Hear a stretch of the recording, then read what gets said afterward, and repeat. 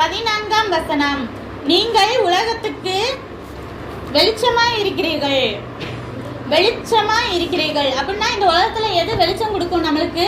சூரியன். சூரியன் தானே வெளிச்சம் கொடுக்கும். அப்போ ஒரே ஒரு சூரியன் தான்.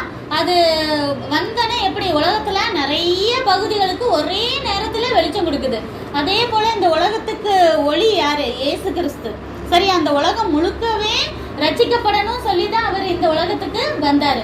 அப்போ ஏசப்பாவோட பிள்ளைங்களா மாறும் போது அவரோட வெளிச்சம் நம்மளுக்குள்ளேயும் வரும்.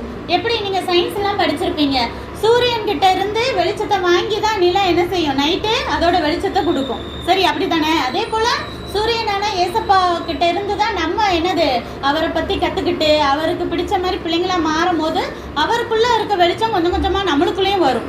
அப்போ நம்ம இந்த உலகத்துக்கு எப்படி இருக்கணுமா? வெளிச்சமா இருக்கணுமா? அதாவது வந்துட்டு என்னன்னா நம்மளால முடிஞ்ச உதவிகளை செய்யணும்.